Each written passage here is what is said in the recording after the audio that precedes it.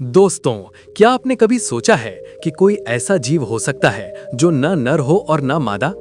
आज की कहानी में महाराज कृष्णदेव राय ने तेनालीराम को एक ऐसा ही असंभव काम सौंपा। उन्होंने कहा, तेनाली, मुझे 500 ऐसे ऊंट चाहिए जो न नर हो और न मादा। क्या तेनालीराम अपनी गर्दन बचा पाएंगे या इस बार उनकी चतुराई हार जाएगी? चलिए जानते हैं। भारत का स्वर्णिम इतिहास अनगिनत अद्भुत, रोमांचक और प्रेरणादायक कथाओं से भरा पड़ा है। ये वो समय था जब हमारा देश ज्ञान, विज्ञान, कला, संस्कृति और अपार धन संपदा के चरम शिखर पर विराजमान था। इसी गौरवशाली इतिहास के पन्नों में दक्षिण भारत का एक ऐसा साम्राज्य दर्ज है जिसकी भव्यता और समृद्धि की मिसालें आज भी दी जाती हैं। इस महान साम्राज्य का नाम था विजयनगर साम्राज्य। तुंगभद्रा नदी के पावन तट पर बसा ये साम्राज्य केवल एक राजनीतिक सत्ता नहीं था, बल्कि ये हिंदू धर्म, कला, वास्तुकला और साहित्य का एक बहुत बड़ा और पवित्र केंद्र था। विजयनगर के बाजार इतने समृद्ध और विशाल थे कि वहां खुली सड़कों पर हीरों, मोतियों, नीलम और पन्नों जैसे बहुमूल्य रत्नों का व्यापार आम बात थी। दूर दूर के देशों से, 7 समंदर पार से विदेशी व्यापारी इस महान नगर की चकाचौंध को देखने और यहाँ से व्यापार करने के लिए खींचे चले आते थे। इस साम्राज्य की विशाल सेनाएं, इसके गगनचुंबी मंदिर, इसकी चौड़ी सड़कें और इसके सुखी नागरिक इस बात का प्रमाण थे कि ये धरती का स्वर्ग था। लेकिन विजयनगर साम्राज्य की ये असीम ख्याति केवल उसके खजाने या उसकी विशाल सेना की वजह से नहीं थी। इस महान साम्राज्य की असली शक्ति और इसकी आत्मा इसके प्रतापी, दूरदर्शी और अत्यंत न्यायप्रिय शासक में बसती थी। इन महान शासक का नाम था महाराज कृष्णदेव राय। महाराज कृष्णदेव राय केवल एक पराक्रमी योद्धा और कुशल राजनीतिज्ञ ही नहीं थे, बल्कि वे स्वयं एक बहुत बड़े विद्वान, कला के पारखी और साहित्य के महान संरक्षक भी थे। उनका राज दरबार, जिसे भुवन विजयम के नाम से जाना जाता था, पूरे भारतवर्ष में अपनी बौद्धिक क्षमता और ज्ञान की चर्चाओं के लिए प्रसिद्ध था। भुवन विजयम का अर्थ ही है पूरे विश्व पर विजय प्राप्त करने वाला स्थान, और ये विजय हथियारों से नहीं बल्कि ज्ञान, बुद्धि और तर्कों से प्राप्त कर जी जाती थी। महाराज कृष्णदेव राय के इस भव्य दरबार में देश के कोने कोने से चुने हुए सबसे महान और कुशाग्र बुद्धि वाले विद्वान मौजूद रहते थे। इन विद्वानों में सबसे प्रमुख 8 महान कवि और विचारक थे, जिन्हें अष्टदिग्गज कहा जाता था। ये अष्टदिग्गज साहित्य और ज्ञान के वे 8 स्तंभ थे, जिन पर विजयनगर की बौद्धिक श्रेष्ठता का महल खड़ा था। और इन 8 दिग्गजों में भी जो सबसे अनमोल, सबसे चतुर और महाराज के सबसे प्रिय रत्न थे, वे थे तेनालीराम। तेनालीराम केवल एक साधारण कवि या विदूषक नहीं थे। वे साक्षात ज्ञान की देवी सरस्वती और भगवान शिव के आशीर्वाद से संपन्न एक ऐसे कुशाग्र बुद्धि वाले व्यक्ति थे जिनकी सोच सामान्य मनुष्यों की समझ से कोसों दूर थी। तेनालीराम के पास जीवन की हर जटिल से जटिल, उलझी हुई और असंभव सी लगने वाली समस्या का ऐसा सरल, सटीक और तार्किक समाधान होता था कि बड़े बड़े ज्ञानी और वयोवृद्ध पंडित भी उनके सामने नतमस्तक हो जाते थे। विजयनगर साम्राज्य में महाराज कृष्णदेव राय के दरबार में अक्सर अनोखी चुनौतियां दी जाती थीं। महाराज कृष्णदेव राय को अपने दरबारियों, मंत्रियों और विशेषकर तेनालीराम की बौद्धिक क्षमता और उनके धैर्य की परीक्षा लेने में अत्यंत आनंद आता था। राजा का मानना था कि एक शांत और स्थिर दिमाग ही सबसे बड़े संकटों का सामना कर सकता है। इसीलिए वे समय समय पर ऐसी पहेलियां, ऐसी शर्तें और ऐसी चुनौतियां दरबार में प्रस्तुत करते थे जो पहली नजर में पूरी तरह से असंभव और इंसान की समझ से परे लगती थीं। ये चुनौतियां इतनी कठिन होती थीं कि अक्सर दरबार के बड़े बड़े विद्वानों के पसीने छूट जाते थे। लेकिन महाराज का ये तरीका था अपने राज्य के रत्नों को हमेशा सतर्क, चौकन्ना और बौद्धिक रूप से धारदार बनाए रखने का। वे विशेष रूप से तेनालीराम को ऐसी दुविधाओं में डालना पसंद करते थे, क्योंकि वे जानते थे कि तेनालीराम की विचार प्रक्रिया कितनी गहरी और मौलिक है। जब भी महाराज कोई असंभव चुनौती देते तो पूरा दरबार ये देखने के लिए उत्सुक रहता था कि क्या इस बार तेनालीराम हार मान लेंगे या अपनी हाजिर जवाबी से कोई नया चमत्कार कर दिखाएंगे। इस दरबार में एक और बहुत ही महत्वपूर्ण व्यक्ति थे, जिनका नाम था राजगुरु तथाचार्य। तथाचार्य बहुत बड़े वान और धार्मिक गुरु थे, लेकिन उनके भीतर अहंकार और ईर्ष्या कूट कूट कर भरी हुई थी। तथाचार्य हमेशा तेनालीराम की लोकप्रियता, उनकी बुद्धिमत्ता और महाराज के प्रति उनकी निकटता से जलते थे। वे हमेशा इस ताक में रहते थे कि कब महाराज तेनालीराम से कोई ऐसा प्रश्न पूछें जिसका उत्तर तेनाली ना दे पाएं और राजा क्रोधित होकर तेनाली को दरबार से बाहर निकाल दें। तथाचार्य अपने शिष्यों और समर्थक दरबारियों के साथ मिलकर हमेशा तेनालीराम के खिलाफ षड्यंत्र रचते रहते थे, लेकिन तेनालीराम की निर्मल बुद्धि और सच्चाई के सामने उनकी एक नहीं चलती थी। एक दिन राजा का मूड कुछ अलग था। मौसम बहुत ही सुहावना था। आसमान में हल्के बादल छाए हुए थे और ठंडी ठंडी हवाएं राजमहल के विशाल झरोखों से अंदर आ रही थी। दरबार अपनी पूरी भव्यता के साथ सजा हुआ था। स्वर्ण और रत्नों से जड़ित अपने विशाल सिंहासन पर महाराज कृष्णदेव राय विराजमान थे। उनके एक ओर राजगुरु तथाचार्य बैठे थे तो दूसरी ओर महामंत्री तिम्मारसु और अन्य अष्टदिग्गज। तेनालीराम भी अपने निर्धारित स्थान पर शांत मुद्रा में बैठे हुए थे। महाराज कृष्णदेव राय गहरी सोच में डूबे हुए थे। उनके मस्तिष्क में विचारों का एक अलग ही बवंडर चल रहा था। वे प्रकृति के नियमों, जीव विज्ञान और ब्रह्मांड की रचना के बारे में सोच रहे थे। अचानक उनके मन में एक ऐसा अजीबोगरीब, अकल्पनीय और असंभव विचार कौंधा जिसने खुद राजा को भी एक पल के लिए हैरान कर दिया। उन्होंने सोचा कि आज तेनालीराम की एक ऐसी परीक्षा ली जाए जो सीधे सीधे प्रकृति के नियमों को चुनौती देती हो। एक ऐसी मांग रखी जाए जिसे पूरा करना किसी भी इंसान के बस की बात ना हो। महाराज ने अपने सिंहासन पर सीधे होकर बैठे अपनी मूंछों पर ताव दिया और पूरे दरबार पर एक गंभीर और पैनी नजर डाली। दरबारियों ने राजा के चेहरे के बदलते भावों को देख लिया था। वे समझ गए थे कि आज कुछ बहुत बड़ा होने वाला है। उन्होंने तेनालीराम की परीक्षा लेने के लिए ये शर्त रखी और उन्हें सिर्फ 15 दिन का समय दिया। महाराज ने अपनी गूंजती हुई और अत्यंत अधिकारपूर्ण आवाज में कहा, मेरे प्रिय दरबारियों और विशेषकर मेरे सबसे चतुर मंत्री तेनालीराम, मेरी बात को बहुत ही ध्यान से सुनो। तुमने आज तक विजयनगर साम्राज्य की कई समस्याओं को अपने कुशाग्र बुद्धि से सुलझाया है। तुम्हारी बुद्धिमत्ता के किस्से पूरे दक्षिण भारत ही नहीं बल्कि उत्तर भारत के राज्यों में भी मशहूर हैं। मुझे तुम पर गर्व है। लेकिन एक राजा का मस्तिष्क कभी शांत नहीं रहता। आज मेरे मन में एक ऐसा कौतूहल जागा है जिसे शांत करना केवल तुम्हारे ही बस की बात है। मैं तुम्हें एक बहुत ही विशेष कार्य सौंप रहा हूँ। ये कार्य साधारण नहीं है बल्कि ये प्रकृति के नियमों की सीमाओं को परखने का कार्य है।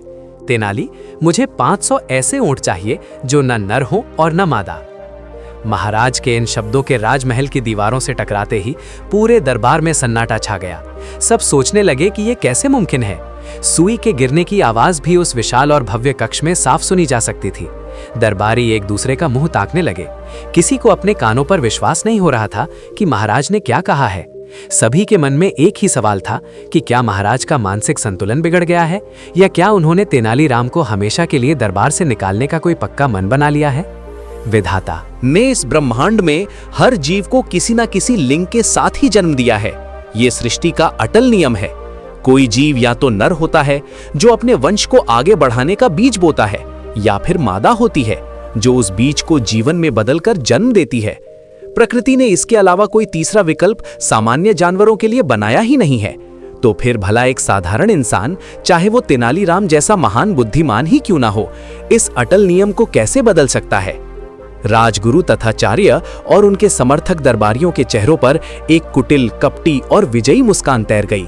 तथाचार्य ने मन ही मन सोचा, आज तो तेनालीराम बुरी तरह फंस गया।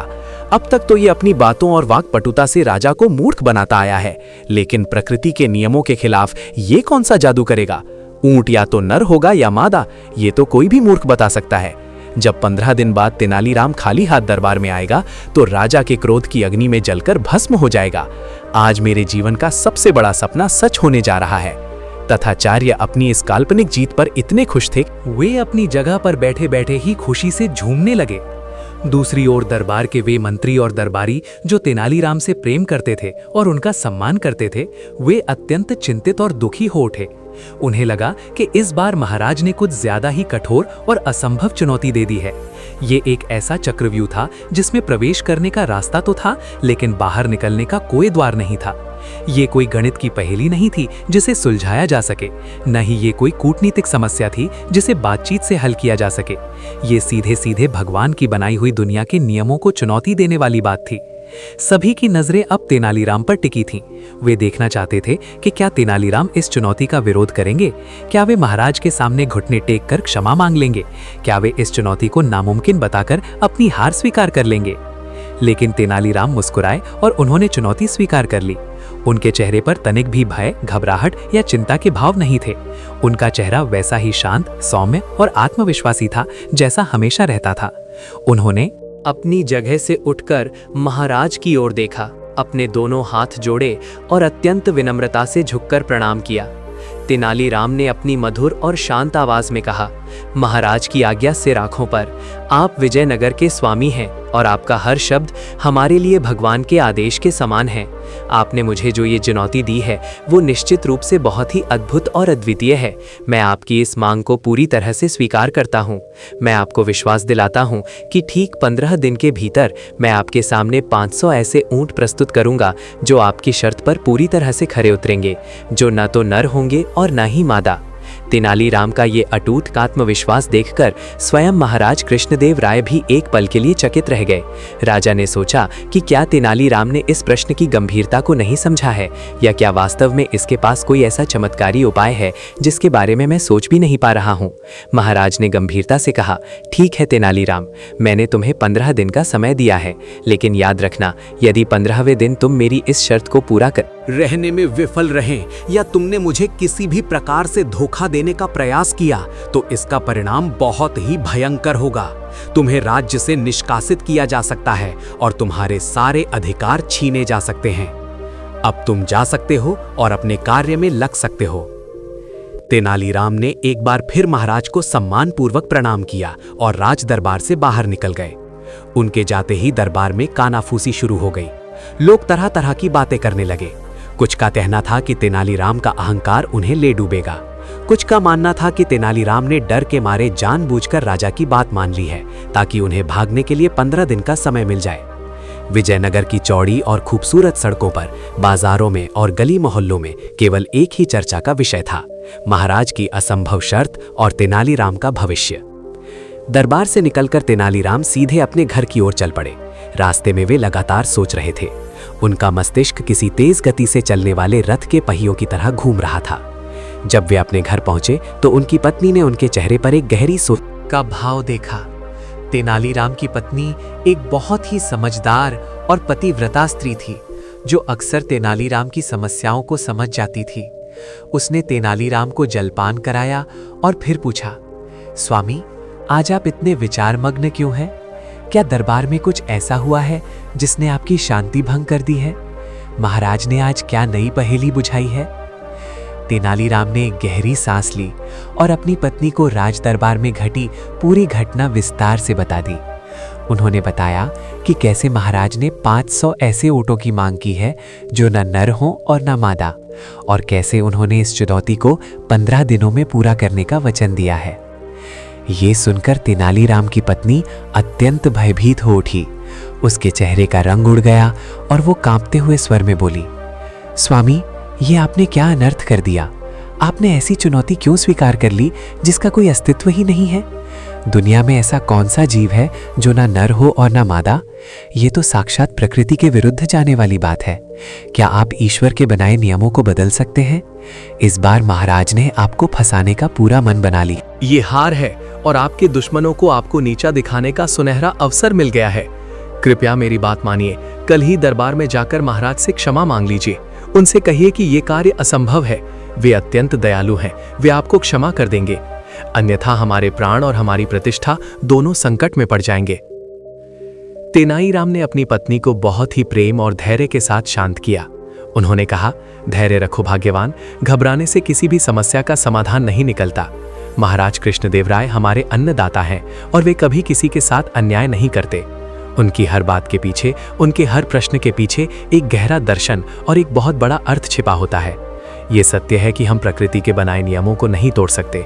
ईश्वर ने जो रचना की है वो पूर्ण है, लेकिन हमें यह भी समझना होगा कि हम इंसान शब्दों का प्रयोग कैसे करते हैं।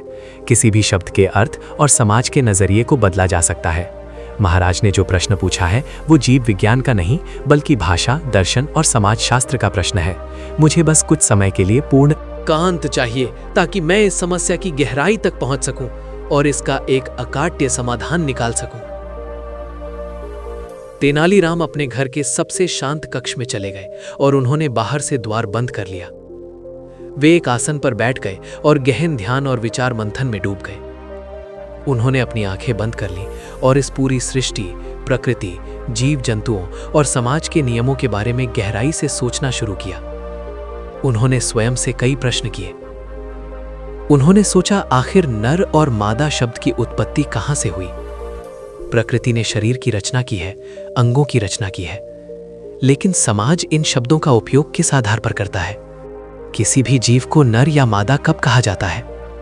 समाज और दुनिया की नजरों में एक नर की पहचान तब होती है जब वो युवा होकर या तो प्रजनन के योग्य बनता है, अपने वंश को आगे बढ़ाने की क्षमता प्राप्त करता है, या फिर उससे कठोर शारीरिक श्रम लिया जाता है, जैसे बोझा ढोना, खेतों में हल चलाना या युद्ध के मैदान में लड़ना।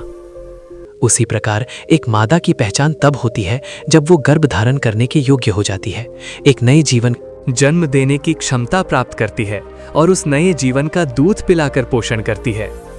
नर और मादा की ये परिभाषाएं पूरी तरह से उनकी उपयोगिता, उनके सांसारिक कर्तव्यों और उनकी प्रजनन क्षमता पर आधारित हैं। तेनालीराम के विचारों की गहराई बढ़ती जा रही थी। उन्होंने खुद से अगला और सबसे महत्वपूर्ण प्रश्न पूछा, यदि हम किसी जीव के जीवन से इन दोनों योग्यताओं और सामाजिक अपेक्षाओं को पूरी तरह से हटा दें तो क्या होगा? यदि कोई जीव ना तो बोझा ढोने के लायक हो, ना युद्ध में लड़ने के लायक हो, ना प्रजनन करने के लायक हो और ना ही गर्भ धारण करके नए जीवन को जन्म देने के लायक हो, तो उस जीव को हम किस श्रेणी में रखेंगे? उस जीव का मूल स्वरूप क्या होगा? घंटों के इस अत्यंत गहरे, तार्किक और दार्शनिक चिंतन के बाद अचानक तेनालीराम की बंद आंखों के सामने एक रोशनी सी कौंध गई। उनकी आंखों में एक अद्भुत चमक आ गई। उनके होठों पर एक बहुत ही संतोषजनक, गहरी और विजयी मुस्कान फैल गई। उन्हें अपनी इस जटिल पहेली का सटीक, अकाट्य और तार्किक उत्तर मिल चुका था। एक ऐसा उत्तर जो न केवल महाराज की शर्त को पूरा कराता था, बल्कि प्रकृति के किसी भी नियम का उल्लंघन भी नहीं करता था। अब उनके सामने अगली और सबसे बड़ी चुनौती थी उस उत्तर को हकीकत में बदलने की, जिसके लिए उन्हें एक बहुत बड़ी और सुनियोजित व्यवस्था करनी थी। अगले ही दिन सूर्योदय होते ही तेनालीराम ने विजयनगर के सबसे भरोसेमंद, सबसे बड़े और अनुभवी पशु व्यापारियों को अपने निवास पर बुलवाया। ये वो व्यापारी थे जो पूरे भारतवर्ष में घूम घूम कर सर्वोत्तम नस्ल के घोड़े, हाथी और ऊंट विजयनगर के राजदरबार और सेना के लिए लाते थे। जब वे व्यापारी तेनालीराम के सामने उपस्थित हुए तो तेनालीराम ने उन्हें बहुत सारा धन, स्वर्ण मुद्राएं और बहुमूल्य आभूषण दिए। तेनालीराम ने बहुत ही गोपनीयता और गंभीरता के साथ उन व्यापारियों को निर्देश दिया, मित्रों, तुम्हें विजयनगर से तुरंत निकलना होगा। तुम्हें राजपूताना के रेतीले रेगिस्तानों, गुजरात के सूखे इलाकों और दूर दराज के बंजारों के कबीलों में जाना है। तुम्हें वहां से मेरे लिए 500 ऊंट खरीद कर लाने हैं, लेकिन ध्यान रहे ये ऊंट कोई साधारण ऊंट नहीं होने चाहिए। मेरी एक बहुत ही विशेष शर्त है। मुझे केवल और केवल ऐसे ऊंट चाहिए जो अभी अभी पैदा हों, जो बिल्कुल नवजात हों, छोटे छोटे बच्चे हों। एक भी ऊंट ऐसा नहीं होना चाहिए जो अपनी शिशु अवस्था को पार कर चुका हो। तुम्हें इन नवजात ऊंटों को बहुत ही सावधानी से उनकी माताओं के साथ या विशेष व्यवस्था के साथ विजयनगर तक सुरक्षित लाना है। इस कार्य में धन की कोई कमी नहीं होनी चाहिए, लेकिन ये कार्य 15 दिन के भीतर हर हाल में पूरा होना चाहिए। व्यापारियों को तेनालीराम की ये शर्त बहुत ही अजीब और हैरान करने वाली लगी। उन्होंने आज तक राजाओं और मंत्रियों को विशालकाय, बलशाली और तेज दौड़ने वाले ऊंट खरीदते देखा था, लेकिन 500 नवजात और छोटे बच्चों की इतनी बड़ी मांग उन्होंने पहली बार सुनी थी। लेकिन चूंकि आदेश विजयनगर के सबसे सम्मानित मंत्री तेनालीराम का था और धन की कोई सीमा नहीं थी, इसलिए व्यापारियों ने कोई प्रश्न नहीं किया। उन्होंने तेनालीराम को प्रणाम किया और तुरंत अपनी लंबी और कठिन यात्रा पर निकल पड़े। तेनालीराम स्वयं भी इस पूरी प्रक्रिया पर बारीक नजर रखे हुए थे। उन्होंने अलग अलग दिशाओं में अपने गुप्तचर दूत भी भेजे ताकि व्यापारियों को कोई असुविधा न हो और काम समय पर पूरा हो सके। दिन बीतते गए। विजयनगर के राज दरबार से लेकर आम चौराहों, चाय की दुकानों और मंदिरों के प्रांगण तक केवल एक ही चर्चा का विषय था, तेनालीराम और उनकी असंभव चुनौती। जैसे जैसे दिन गुजर रहे थे, वैसे वैसे राजगुरु तथाचार्य और उनके गुट का उत्साह बढ़ता जा रहा था। जब 5 दिन बीत गए और तेनालीराम राज दरबार में दिखाई नहीं दिए तो तथाचार्य ने महाराज से कहा, महाराज, लगता है तेनालीराम को अपनी गलती का एहसास हो गया है। वो आपके सामने आने से डर रहा है। जब 10 दिन बीत गए और तेनालीराम की कोई खबर नहीं आई तो दरबार में ये अफवाह उड़ने लगी कि तेनालीराम राजा के कठोर दंड और मृत्युदंड से बचने के लिए अपने परिवार सहित रातों रात विजयनगर छोड़कर किसी अज्ञात राज्य में भाग गए हैं। तथाचार्य तो मन ही मन इतने खुश थे कि उन्होंने तेनालीराम के पद पर अपने एक करीबी शिष्य को नियुक्त करवाने की योजना भी तैयार कर ली थी। महाराज कृष्णदेव राय भी भीतर ही भीतर थोड़े चिंतित और बेचैन होने लगे थे। वे तेनालीराम से बहुत प्रेम करते थे और उन्हें खोना नहीं चाहते थे, लेकिन एक महान और न्यायप्रिय राजा होने के नाते वे भरे दरबार में दिया गया अपना वचन भी वापस नहीं ले सकते थे। उन्हें विश्वास था कि तेनालीराम जरूर कोई ना कोई उपाय निकालेंगे, लेकिन समय बहुत तेजी से रेत की तरह हाथों से फिसलता जा रहा था। 13वें और 14वें दिन तक आते आते दरबारियों का विश्वास लगभग पक्का हो गया कि तेनालीराम हार चुके हैं। अब उनका दरबार में लौटना असंभव है। लेकिन किसी को क्या पता था कि तेनालीराम और उनके द्वारा भेजे गए व्यापारी दिन रात एक करके पसीना बहा रहे थे। व्यापारियों ने सैकड़ों मीलों की कठिन यात्रा की थी। उन्होंने झुलसा देने वाली गर्मी और रेगिस्तान की रेत के तूफानों का सामना किया। उन्होंने दर्जनों पशुपालकों और बंजारों से बातचीत की और अत्यंत सावधानी के साथ उन विशेष नवजात ऊँटों का चयन किया। इन 500 छोटे छोटे बच्चों को विजयनगर तक सुरक्षित लाना एक बहुत बड़ा और अत्यंत कठिन काम था। इन शिशुओं को बहुत देखभाल, उचित तापमान और दूध की आवश्यकता थी, लेकिन तेनालीराम की दूरदर्शिता, उनके कुशल नेतृत्व और उनकी अचूक योजना ने वे हर मुश्किल को आसान कर दिया।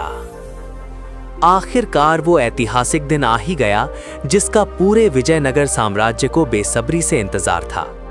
15वां दिन। आज की सुबह कुछ अलग ही थी। हवा में एक अजीब सी उत्तेजना और तनाव था। विजयनगर का राज दरबार खचाखच भरा हुआ था। आज केवल मंत्री, सेनापति और दरबारी ही नहीं, बल्कि शहर के हजारों आम नागरिक, व्यापारी और विद्वान भी राजमहल के बाहर और भीतर जमा थे। हर कोई इस ऐतिहासिक क्षण का गवाह बनना चाहता था। क्या आज तेनालीराम का सिर धड़ से अलग कर दिया जाएगा? क्या आज विजयनगर अपना सबसे अनमोल रत्न खो देगा? या आज कोई ऐसा चमत्कार होगा जिसे दुनिया सदियों तक याद रखेगी? महाराज कृष्णदेव राय अपने स्वर्ण और बहुमूल्य रत्नों से जड़ित भव्य सिंहासन पर पूरी शानो शौकत के साथ विराजमान थे। उनके चेहरे पर उत्सुकता, चिंता और गंभीरता का मिला-जुला भाव स्पष्ट देखा जा सकता था। उनकी नजरें बार-बार दरबार के मुख्य द्वार की ओर उठ रही थीं। राजगुरु तथाचार्य अपने स्थान पर बैठे हुए व्यंग्यात्मक लहजे में अगल-बगल के दरबारियों से कह रहे थे, मैंने तो पहले ही कहा था, प्रकृति से खिलवाड़ करने वाले का यही हश्र होता है। आज सूर्य अस्त होने से पहले महाराज को घोषणा करनी ही पड़ेगी कि तेनालीराम भगोड़ा है। तभी अचानक राजमहल के मुख्य द्वार के बाहर से एक बहुत ही भारी और विचित्र कोलाहल सुनाई दिया। ऐसा लगा जैसे किसी विशाल सेना ने महल को चारों तरफ से घेर लिया हो। घोड़ों की टापों, तरह तरह की अजीबोगरीब आवाजों और सैकड़ों पैरों के चलने से उड़ने वाली धूल से राजमहल का बाहरी प्रांगण भर गया। एक पल के लिए दरबारियों को लगा कि शायद किसी शत्रु राज्य ने विजयनगर पर अचानक आक्रमण कर दिया है। तभी मुख्य द्वार का रक्षक दरबान हाफते हुए और पसीने से लथपथ होकर दरबार में दौड़ा चला आया।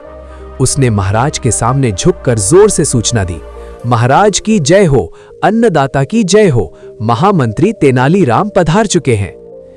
ये नाम सुनते ही पूरे दरबार में एक बिजली सी दौड़ गई। सभी दरबारी एक झटके में अपनी जगह पर खड़े हो गए। सभी की नजरें मुख्य द्वार की ओर टिक गई। तथाचार्य के चेहरे का रंग पीला पड़ गया। कुछ ही पलों में दिन बीतते गए और 15वें दिन तेनालीराम दरबार में हाजिर हुए। उनके पीछे 500 ऊंटों का एक विशाल झुंड था। तेनालीराम ने राज दरबार में प्रवेश किया। उनके वस्त्रों पर लंबी यात्रा की धूल लगी हुई थी। उनके चेहरे पर थकान के स्पष्ट निशान थे, लेकिन उनकी आंखों में एक अद्भुत तेज, एक विजयी चमक और होठों पर वही चिरपरिचित आत्मविश्वास से भरी सौम्य मुस्कान थी। उन्होंने महाराज के सामने आकर आदरपूर्वक सिर झुकाया और उन्हें साष्टांग प्रणाम किया। ये दृश्य देखकर हर कोई हक्का बक्का रह गया। इतनी भारी संख्या में ऊंटों को राजमहल के प्रांगण में देखकर महाराज कृष्णदेव राय भी आश्चर्य से अपने सिंहासन से उठ खड़े हुए। वे तेजी से चलकर राजमहल के उस विशाल झरोखे बालकनी के पास गए, जहां से पूरा प्रांगण साफ दिखाई देता था। महाराज ने बाहर का नजारा देखा तो उनकी आंखें फटी की फटी रह गई। राजमहल का पूरा विशाल प्रांगण खचाखच ऊंटों से भरा हुआ था, लेकिन उन ऊंटों में कुछ बहुत ही अजीब और असाधारण बात थी। राजा ने हैरानी से पूछा, तेनाली, क्या ये ऊंट वाकई ननर हैं और नमादा? महाराज की आवाज में क्रोध, संशय और आश्चर्य का मिश्रण था। उन्होंने आगे कहा, तुमने तो यहाँ केवल जानवरों की एक बहू। तब बड़ी भीड़ खड़ी कर दी है। क्या तुम मेरी आंखों में धूल झोंकने का प्रयास कर रहे हो? क्या तुम अपनी वाक्पटुता से मुझे मूर्ख बनाना चाहते हो? याद रखो तेनाली, यदि ये ऊंट सामान्य नर या मादा निकले, यदि इनमें लिंग का भेद पाया गया, तो तुम्हारे लिए इस भयंकर अपराध की कोई क्षमा नहीं होगी। मैं तुम्हें इसी क्षण कठोरतम दंड दूंगा। राजगुरु तथाचार्य ने भी स्थिति का लाभ उठाते हुए आग में घी डालने का काम किया। वे जोर से बोले, महाराज, ये स्पष्ट रूप से एक बहुत बड़ा धोखा है। तेनालीराम हमारी बुद्धि और आपके आदेश का अपमान कर रहे हैं। भला ऊंटों का यह झुंड लिंग विहीन कैसे हो सकता है? इनमें से कुछ नर होंगे और कुछ मादा। इन्हें तुरंत गिरफ्तार किया जाना चाहिए और कठोर से कठोर दंड दिया जाना चाहिए। तेनालीराम तनिक भी विचलित नहीं हुए। तेनाली ने बड़ी विनम्रता से कहा, जी महाराज, मैं आपके आदेश की अवहेलना करने या आपको धोखा देने का दुस्साहस अपने सपने में भी नहीं कर सकता। मैंने ठीक वही किया है जो आपने मुझसे करने को कहा था। मेरा आपसे करबद्ध निवेदन है कि आप कृपया स्वयं अपने मंत्रियों और इन पर। महाराज ज्ञानी राजगुरु तथाचार्य के साथ प्रांगण में पधारें और इन ऊंटों का बहुत ही बारीकी से निरीक्षण करें। सत्य बिना किसी पर्दे के अपने आप आपके सामने आ जाएगा। महाराज कृष्णदेव राय, राजगुरु तथाचार्य, सेनापति और अन्य प्रमुख मंत्री तुरंत राजमहल की सीढ़ियां उतरकर विशाल प्रांगण में पहुंचे। जैसे ही वे ऊंटों के उस विशाल झुंड के करीब पहुंचे, उनका आश्चर्य और भ्रम कई गुना बढ़ गया। उन्होंने जो देखा वो उनकी कल्पना से बिल्कुल परे था। प्रांगण में खड़े हुए 500 ऊंट कोई सामान्य विशालकाय, वयस्क या बलशाली ऊंट नहीं थे। ये वो ऊंट हैं जो अभी बहुत छोटे बच्चे हैं। वे सब के सब ऊंटों के बेहद छोटे और बिल्कुल नवजात शिशु थे। उनमें से कई बच्चे तो इतने छोटे थे कि वे अपनी मां के बिना ठीक से अपने पैरों पर खड़े भी नहीं हो पा रहे थे और लड़खड़ा रहे थे।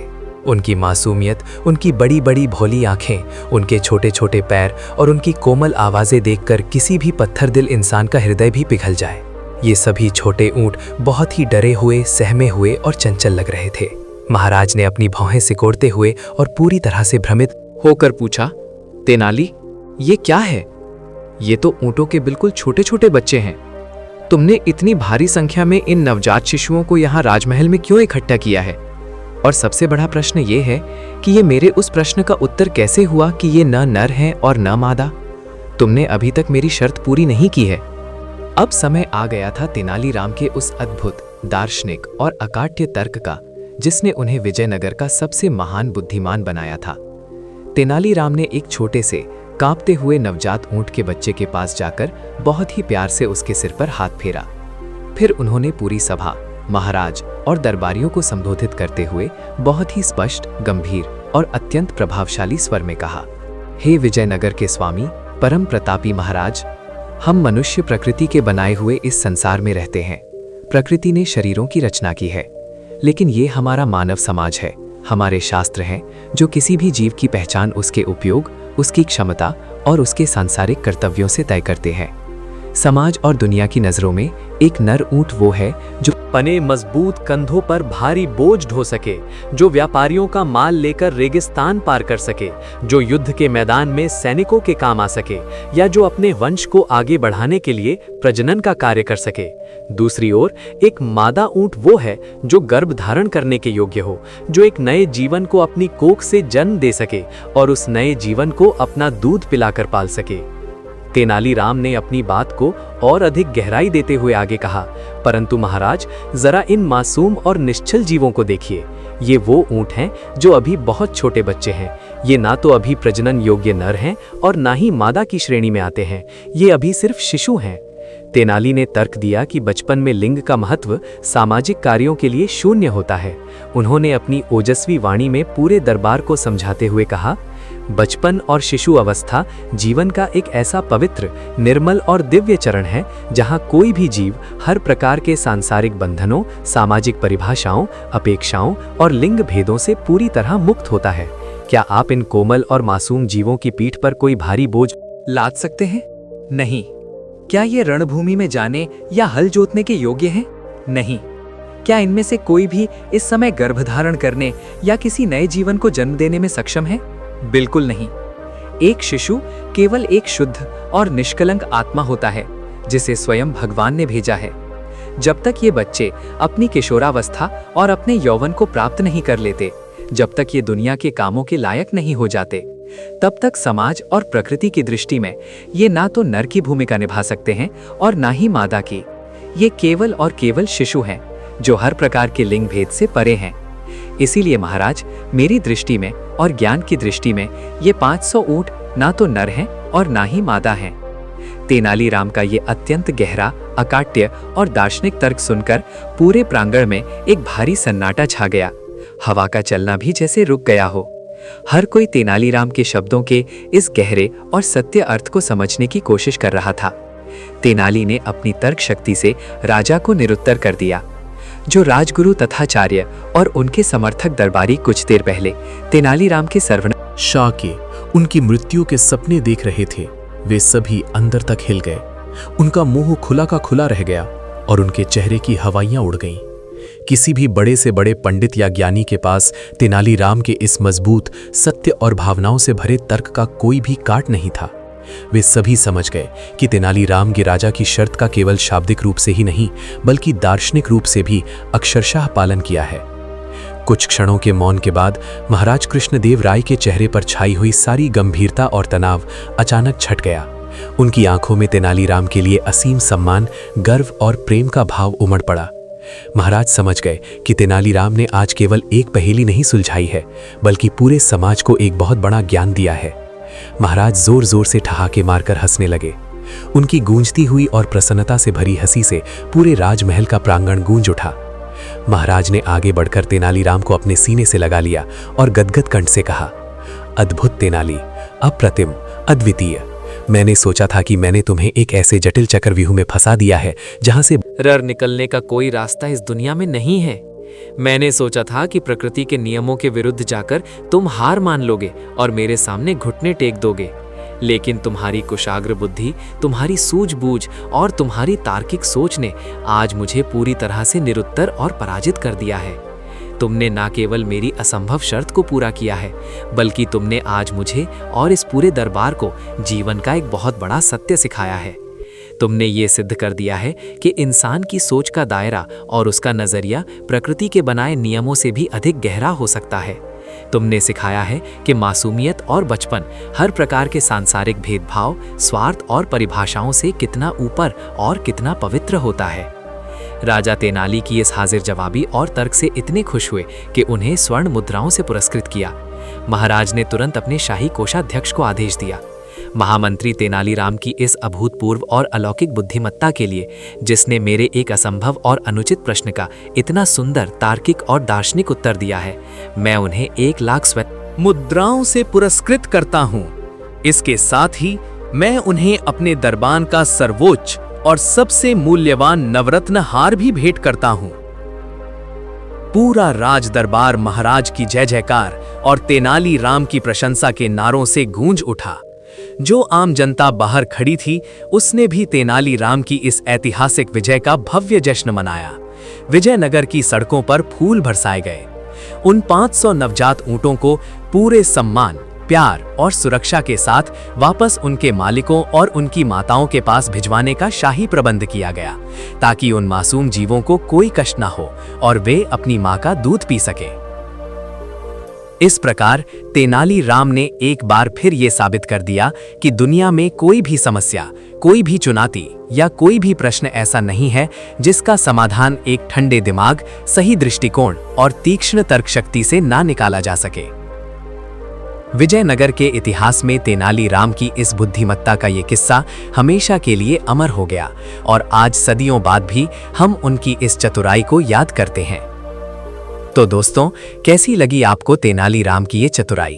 अगर आपको ये कहानी पसंद आई तो इस वीडियो को लाइक करें और कमेंट में बताएं कि क्या आप तेनालीराम जैसी बुद्धि रखते हैं। ऐसी और मजेदार और प्रेरणादायक कहानियों के लिए हमारे चैनल को सब्सक्राइब जरूर करें और बेल आइकन दबाना ना भूलें।